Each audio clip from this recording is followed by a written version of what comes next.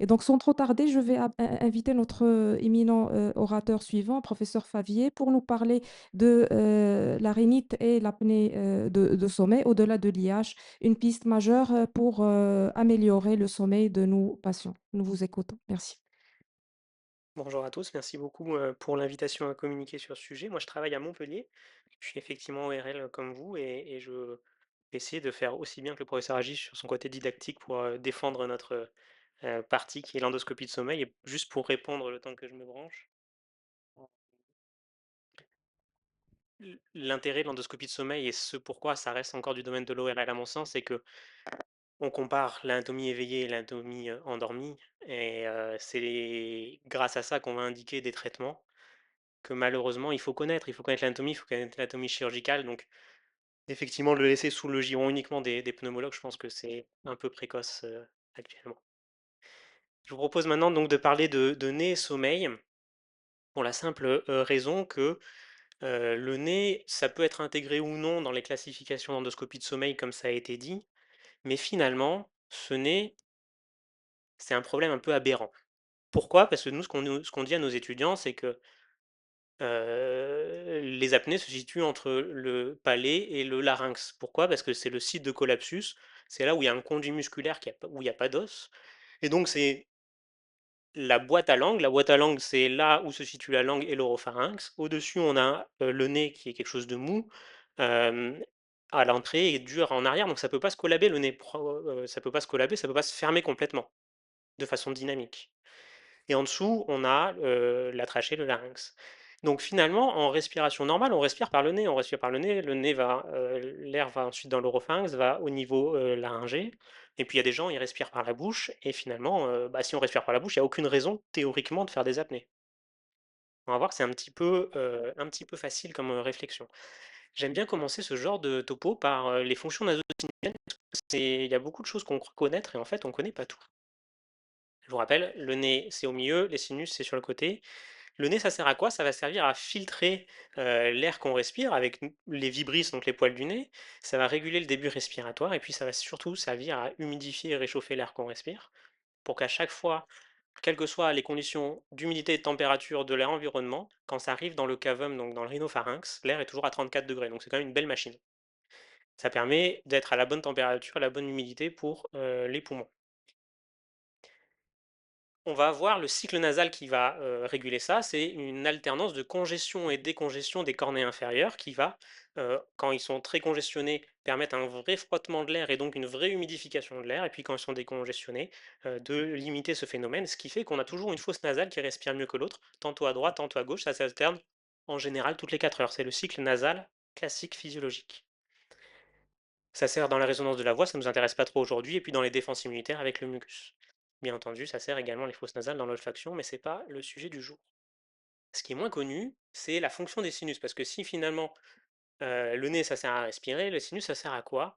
Il y a beaucoup de choses que l'on pensait être vraies, mais qui ne le sont pas. Donc ça ne peut pas servir à réchauffer l'air, parce que l'air, quand on l'inspire par le nez, ne rentre pas dans les sinus. Ça sert peut-être à alléger la tête, mais il y a des gens qui n'ont pas de sinus et qui n'ont pas de problème de torticolis, donc je pense que c'est un peu fallacieux. Finalement, le seul rôle connu des sinus, c'est de produire du gaz, donc du produire du monoxyde d'azote. Et vous savez que le monoxyde d'azote, c'est un bon facteur aérocrine pour améliorer les échanges respiratoires gazeux au niveau des alvéoles. Et donc, probablement que le rôle des sinus, c'est uniquement ça. Ce qui nous amène à dire que la respiration nasale est physiologique, c'est que en journée, on ne parle pas encore de sommeil, mais en journée, si vous respirez par le nez plutôt que par la bouche, vous allez plus humidifier l'air, vous allez plus filtrer les particules, vous allez améliorer les échanges pulmonaires grâce au monoxyde d'azote, et ce monoxyde d'azote va également diminuer les résistances vasculaires pulmonaires. Donc ça, c'est en journée. La nuit, on peut raisonnablement imaginer qu'il peut y avoir d'autres impacts. En physiologie, des études un peu anciennes et sur peu de patients, mais qui restent néanmoins intéressantes, montrent que 95% du temps de sommeil, il est fait en respiration nasale. Donc en fait, la respiration nasale, elle est physiologique. Et la ventilation nasale, c'est le site de résistance principale des voies aériennes à la ventilation nocturne. C'est 50% de la totalité des voies aériennes supérieures et inférieures. Ce qu'on va essayer de voir avant de parler plus précisément de la rhinite, c'est l'impact de la respiration nasale sur les différents domaines qui sont impliqués dans les apnées obstructives du sommeil. La chose majeure, c'est quand on parle de respiration nasale, on va avoir finalement 2 situations cliniques. Soit le patient va d'emblée respirer par la bouche, et on sait que quand il y a une respiration buccale, on ouvre la bouche forcément, donc on va avoir une chute de la base de langue en arrière, donc on va rétrécir le pharynx rétro-basilingual, donc augmenter l'obstacle, augmenter la collapsibilité. Ça, c'est la première situation. La deuxième situation, c'est le patient qui va avoir une obstruction nasale modérée, donc il va continuer à respirer par le nez, mais avec un conduit trop étroit. Et ça, on sait que la diminution de la perméabilité nasale va augmenter les résistances négatives, enfin les résistances pharyngées, et donc la collapsibilité. Et en fait, il faut juste se rappeler un petit peu de nos cours de lycée, de mathématiques notamment, la loi de Poiseuille qui nous dit que le delta de pression entre le début d'un conduit et le fin d'un conduit dépend quasiment exclusivement du point le plus étroit de ce conduit. C'est ça la loi de Poiseuille. Et le point le plus étroit, c'est la fosse nasale. Donc, il va falloir toujours réfléchir sur est-ce que mon patient qui respire par le nez, il respire suffisamment par le nez et est-ce que, à terme, au cours du sommeil, lié au décubitus, lié à certains facteurs inflammatoires, est-ce qu'il n'y a pas une obstruction nasale qui va se créer? Ça sera la rhinite allergique quand c'est inflammatoire, ça sera une hypertrophie des cornets inférieurs quand ce sera un phénomène plutôt de système nerveux autonome. Et au bout d'un moment, on va dépasser la capacité du nez à respirer. Et donc, ça, c'est les barorécepteurs de la muqueuse nasale qui nous le disent, et ça active la respiration buccale. Voilà un petit peu la physiologie du passage d'une respiration nasale à une respiration buccale pendant le sommeil. Et quand vous respirez par la bouche, bah, vous multipliez de 2,5 les résistances des voies aériennes supérieures, et donc la collapsibilité du pharynx. Donc, potentiellement, la création d'apnée du sommeil obstructive. Ça, c'est des mesures de, résistance des voies aériennes. Maintenant, des collègues se sont intéressés à la modélisation des flux respiratoires, hein, sur des modèles numériques, avec et sans obstruction nasale, et on s'aperçoit sur ces, jolis modèles que lorsque l'on ventile par le nez, globalement, le flux d'air est moins turbulent, donc il y a moins de pression négative dans le pharynx, donc il y a moins de collapsibilité. Donc respirer par le nez plutôt que par la bouche diminue la collapsibilité du pharynx. Ce qui fait que si on respire par la bouche, on est beaucoup plus instable que, au niveau du pharynx que si on respire par le nez. Un exemple très concret parce que on a l'examen clinique et on aime bien montrer les examens cliniques de nos patients. C'est un patient, qu'on a en endoscopie de sous-sommeil induit, en DISE, et là vous voyez à, gauche, sa position de sommeil, buccal, donc il est légèrement entrouvert, voilà, et il respire par la bouche. Si on lui ferme la bouche, vous allez voir, donc là, on a la base de langue qui est complètement reculée, un tout petit collapsus du voile du palais, mais surtout la base de langue. Et là, rien qu'en lui fermant la bouche sans rien faire d'autre, on améliore grandement l'espace rétro-basilingual. Donc la question est de savoir si est-ce que ma respiration, enfin mon ouverture buccale est liée à une obstruction nasale ou est-ce qu'elle est liée à des problèmes maxillomandibulaires. Un autre cas, ici, on a un patient qui respire par la bouche et qui a un petit collapse vélaire. Je suis désolé parce que la qualité d'image passe un petit peu moins bien que sur mon ordinateur. Et si on le force à respirer par le nez, c'est-à-dire si on lui fait une respiration nasale forcée, eh bien on voit que ça induit un ronflement et ça majore le collapsus. Et là, vous allez me dire, mais du coup, c'est pas logique. Eh bien ça, c'est la preuve que ce patient peut respirer par le nez, ne respire pas suffisamment par le nez et que probablement il faut trouver des stratégies de désobstruction nasale pour améliorer ces obstacles lors du sommeil. Ça, c'est pour la collapsibilité et les obstacles. Pour les autres domaines, le nez a moins d'impact. Pour le réflexe du muscle génioglosse, on s'aperçoit que les gens qui ont une obstruction nasale, ils ont un peu plus d'activité du muscle génioglosse et donc ce serait un phénomène adaptatif à cet obstacle. Et on sait qu'il y a d'autres facteurs anatomiques qui rentrent en jeu, puisque un enfant qui respire par le nez par la bouche ne va pas respirer par le nez, va changer sa, morphologie, maxillofaciale et ça va conduire, aux déformations qui ont été présentées précédemment. L'avantage, le topo aujourd'hui parle plus de l'adulte, mais l'avantage chez l'enfant, c'est que ces anomalies, quand elles sont repérées tôt, avec de la kiné, avec de l'orthodontie, on peut, largement, les corriger et ou, aussi améliorer le nez dans le même temps. Il y a enfin pas de corrélation entre l'obstruction nasale et a priori l'instabilité du contrôle ventilatoire. Donc finalement, le nez, il va agir sur la collapsibilité, sur les résistances pharyngées et sur les facteurs anatomiques du développement de la massif faciale. Donc là, on a vu un petit peu ce que pouvait apporter la réflexion autour de la respiration nasale dans le sommeil. Si on traite un petit peu plus le sujet du jour qui est la rhinite, pourquoi est-ce qu'on devrait s'intéresser à ces patients? Alors, il y a, une corrélation, statistique, hein, qui est une absence de corrélation, mais il y a à peu près autant de patients rhinitiques que de patients apnéiques. Donc on pourrait se dire que tous les patients, rhinitiques sont apnéiques, mais c'est pas le cas, bien entendu. Donc ça reste très fréquent, les 2 pathologies, donc forcément il y a des associations. La rhinite allergique, on la définit selon les critères internationaux de la classification ARIA par son intensité, légère ou modérée sévère. Et en fait, elle devient modérée et sévère dès que les symptômes, induisent une perturbation du sommeil, bah, là, on est en plein dedans, diminuent les activités sociales, ou de loisirs, les activités scolaires, l'absentéisme ou professionnel et puis, si les symptômes sont étiquetés gênants. Donc en fait, dès que quelqu'un consulte pour un problème de rhinite, il est modéré à sévère, en fait, c'est ça que ça veut dire. Et ensuite, on va déterminer si les symptômes sont intermittents, c'est-à-dire présents plusieurs jours par semaine ou pas et sur, plusieurs semaines, par an. Ce qui va nous intéresser aujourd'hui, c'est plutôt les rhinites sévères, persistantes. En fait, c'est la rhinite aux acariens. Si on regarde un petit peu les méta-analyses, une méta-analyse assez récente sur 12 études qui montrent que sur des populations, si vous avez une rhinite, vous multipliez le risque, d'avoir un index d'apnée-hypopnée élevé par 2,5 en cas de rhinite allergique. Donc on comprend un peu mieux pourquoi, ça se passe avec l'exposé que je vous ai fait sur la physiopathologie nasale. Ça va également le fait d'avoir une rhinite aggraver les apnées, de par la fragmentation du sommeil et puis l'augmentation de la somnolence avec des très belles études qui montrent que les gens sont plus somnolents quand ils ont une rhinite allergique que quand ils n'en ont pas.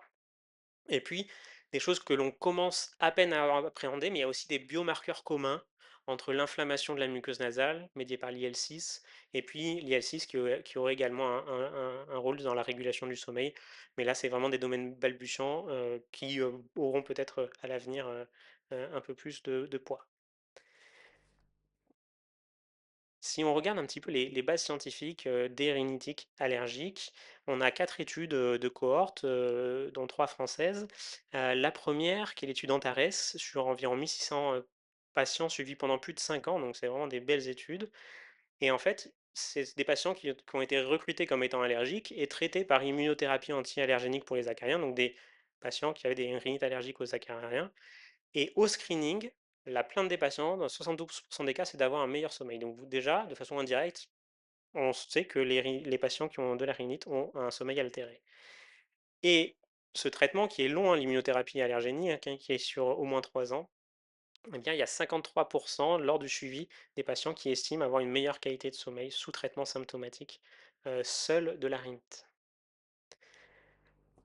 Si on regarde une seconde étude sur 1 750 patients, et on leur demande les symptômes qui ont mené à la consultation du médecin, chez toujours des patients qui ont une rhinite allergique, ben, on voit que les problèmes de sommeil, c'est en numéro un et que la cette proportion, elle va diminuer avec le traitement. On a la même chose sur la somnolence, les gens qui sont somnolents ont plus de rhinite allergique et finalement, tous ces symptômes subjectifs du sommeil vont être aggravés chez les patients qui ont des rhinites allergiques et c'est important de parler de qualité de sommeil plus que d'impact réel sur l'index d'apnée-hypopnée, on va le voir. Dernière étude, cette fois-ci espagnole sur 2 000 patients, qui prouvait que la mauvaise, qualité de sommeil était corrélée non pas à la présence d'une réalité allergique, mais à sa sévérité. Ça revient un petit peu aux critères que je vous ai dit tout à l'heure, finalement les gens qui consultent, quand pour un problème de rhinite, c'est sont déjà modérés à sévères. Une fois qu'on a mis ces, traitements sous immunothérapie, aux acariens et bien, on passe, de, problèmes d'insomnie dans 75 des cas à 30 à 1 an de suivi, ce qui est quand même majeur pour nos patients et la somnolence, on passe de 28 à 15. Maintenant qu'on a dit ça, c'est que de la statistique, d'accord? On va voir si on a quelques études qui nous disent si quand on traite le nez, ça améliore le sommeil. Ce qu'il faut bien comprendre, c'est que le nez voilà, on peut respirer par la bouche, hein, quand on dort, donc le nez seul n'explique pas les symptômes d'apnée du sommeil et donc il ne faut pas dire à notre patient qu'on va désobstruer leur nez, chirurgicalement ou par des médicaments et guérir leur SAOS, c'est une vue de l'esprit. Par contre, quand, on prend les patients, tout venant, en polysomnographie qui ont un index supérieur à 5 et qu'on les divise en 3 groupes, rhinite allergique, non allergique et pas de rhinite, eh bien, on s'aperçoit que dans cette population, hein, donc juste sélectionnée sur un index d'apnée-hypopnée supérieur à 5, eh bien, il y a seulement 44 des gens qui n'en ont pas de rhinite.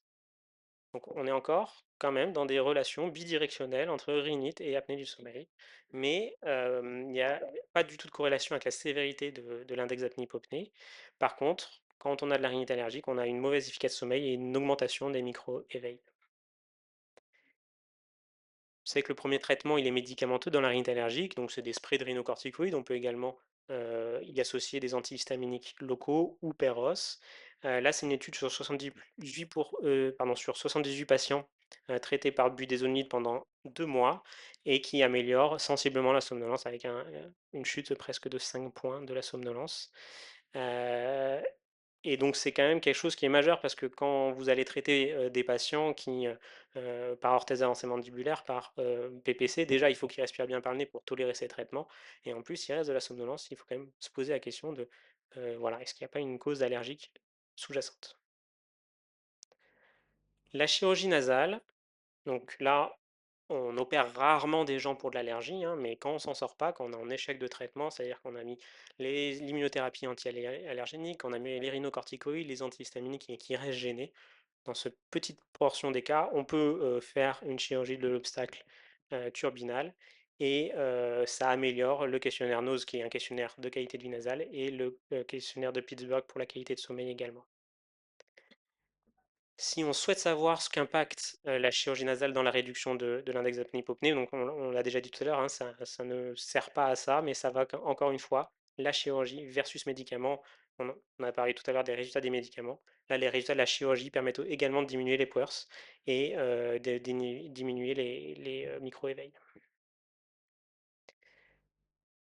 Finalement, on a beaucoup parlé de rapport coût-efficacité, en tout cas d'impact médico-économique et moi je trouve que c'est quelque chose de passionnant.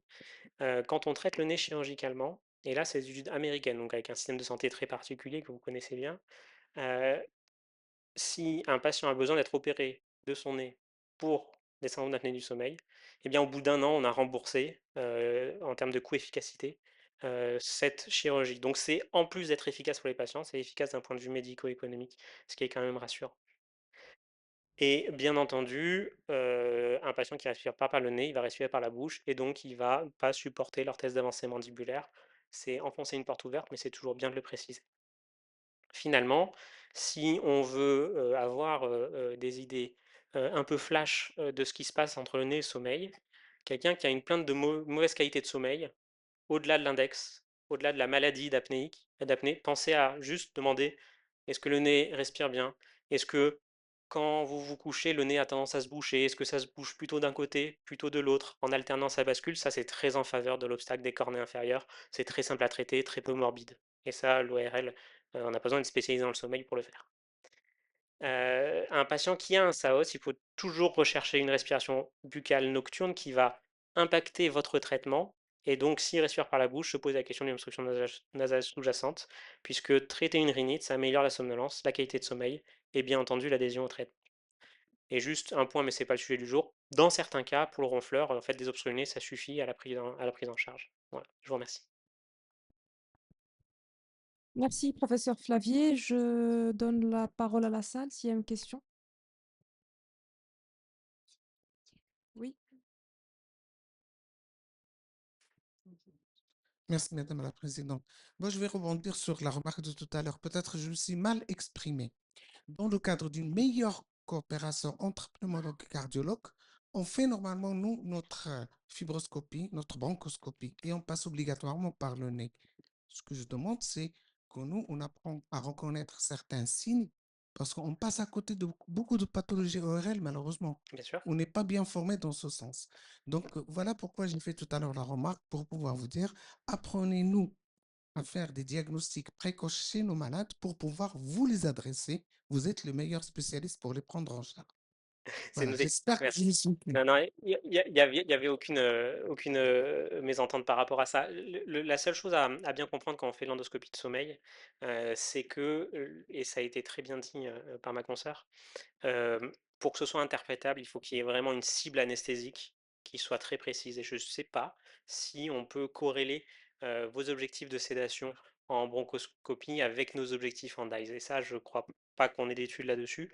Maintenant, les choses à reconnaître pour lesquelles vous êtes très bon, c'est si vous voyez des polypes dans le nez, et ça vous avez bien l'habitude avec les asthmatiques, etc., de regarder. Bien entendu qu'avoir un petit avis ORL, c'est pas si mal. Mais jugez vraiment de l'obstacle.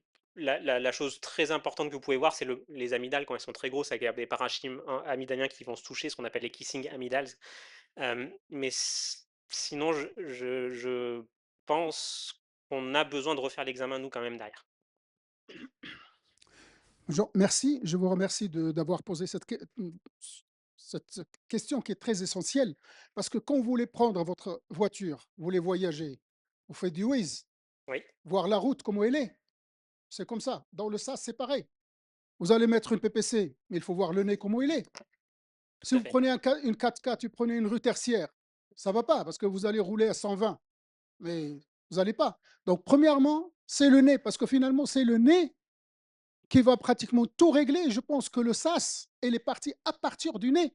C'est le nez qui fait la formation du visage. Ce sont des questions qui étaient très, très chères au professeur Christian Guilmenot, qui parlait de ça. Et, et donc, moi, je pense, je ne sais pas, parmi les gens qui font du sommet, est-ce qu'ils vont demander un avis ORL avant de mettre une PPC? Est-ce qu'ils vont demander un avis pneumologique avant de partir? Parce que quand vous ventilez, maintenant la ventilation est devenue banale, simple, mais avant c'était l'histoire des réanimateurs. Quand vous envoyez de l'air, vous l'envoyez dans le poumon. Il faut voir comment est le poumon. Est-ce qu'il est obstructif? Est-ce qu'il est restrictif? Alors maintenant, on fait, entre parenthèses, on peut faire n'importe quoi. Mais je pense qu'il y a des choses banales sur le plan clinique, et j'insiste toujours là sur le plan clinique, de prendre en charge le nez et libérer le nez. On traite l'allergie, vous l'avez bien signalé, que quand on traite l'allergie, le SAUS va diminuer. Donc, combien on a pris l'allergie? Est-ce qu'on a désensibilisé? Est-ce qu'on a posé le diagnostic, etc., etc. Je pense qu'on est pneumologue en train de d'être déplumé par d'autres, parce que nous, on a laissé passer le reste. Donc, je pense qu'on va travailler en collaboration. Moi, personnellement, avant de mettre une PPC, je demande un avis ORL pour voir où je vais. Vous voyez? Oui. Est-ce qu'il y a des polypes? Est-ce qu'il y a des choses comme ça, etc., etc. Voir est-ce que le patient respire par la bouche ou pas. Tout à fait. Donc, Je pense je qu'effectivement, pense qu'il y a quelque chose de simple, banal. Il ne faut pas compliquer les choses exactement. quand on peut faire simple. Merci beaucoup. Le mot-clé, effectivement, c'est la pluridisciplinarité. Nous, on va pas voler du tout le travail au pneumologue. Enfin, je pense qu'il y a assez de patients hein, pour qu'on se marche pas dessus. Est-ce qu'on arrive à montrer tous les patients en ORL avec les démographies médicales? Ça, c'est un autre sujet, mais ça serait patient de l'étudier. Il y a juste une petite précision que je tiens à faire. Le nez, c'est essentiel à la croissance de l'enfant. Ce dont on n'a pas la preuve, c'est est-ce que, un adulte qui respire pas par le nez, on va, modifier encore, sa morphologie faciale? Ça, on n'en a pas trop la preuve, donc voilà, il faut juste un petit peu remettre les choses au bon endroit. L'enfant, tout faire pour respirer par le nez, je pense qu'on en est tous convaincus. L'adulte, des fois, il y a des challenges parce que c'est du post-traumatique et cetera et qu'on n'y arrive pas forcément très bien, mais c'est un peu moins, prévalent quand même que chez l'enfant. Alors une dernière question, parce qu'on prend du retard. Il y a 2 dernières questions, voilà. Donc voilà, allez-y S'il et vous après plaît, professeur Bies. quand on opère un nez, d'un adulte ou d'un enfant, qu'est-ce qu'on opère le plus? Chez l'adulte ou chez l'enfant? Ou bien c'est presque la même chose? Chez l'enfant, c'est les végétations adénoïdes. En fait, c'est pas vraiment le nez, hein, c'est dans le cavum, mais en fait, quand elles vont être très, très hypertrophiées, ça va boucher les deux fosses nasales par derrière, si j'ose dire. Chez l'adulte, c'est souvent les cornées inférieures quand même. C'est souvent les cornées inférieures. Après, la déviation septale, etc., on sait faire, mais je pense qu'en termes de statistiques, c'est ça. Oui, professeur Bies. Merci d'avoir parlé du nez. Et particulièrement, je pense qu'on n'y pense pas assez tout d'abord à l'interrogatoire des patients. Et il y a des simples gestes qui permettent encore de suspecter est-ce qu'il y a un problème en évaluant le flux nasal un peu. en regardant un peu le malade. Et puis, lorsqu'on lit les tracés, hein, lorsqu'on lit les tracés, on sait que le nez pose problème dans l'interprétation des événements. Et donc, il faut faire attention, hein. Le capteur principal qui vous dit apnée, hypopnée, c'est le capteur nasal. Et donc, la lecture peut poser des Tout à fait. problèmes dans l'interprétation des événements. Et c'est l'occasion pour penser à revenir à la clinique et voir le patient Complètement concernant d'accord le avec vous. Merci. et à l'adresser à l'ORL. Et nous, on fait systématiquement l'examen ORL, on collabore étroitement avec nos amis ORL et on les envoie systématiquement pour les patients qui sont pris en charge en hospitalier. Donc, merci. Complètement d'accord, merci. Merci beaucoup, professeur Biez. Merci, professeur Flavier. Donc, nous mettons fin à notre séance plénière et nous cédons la tribune à la séance prochaine. Merci.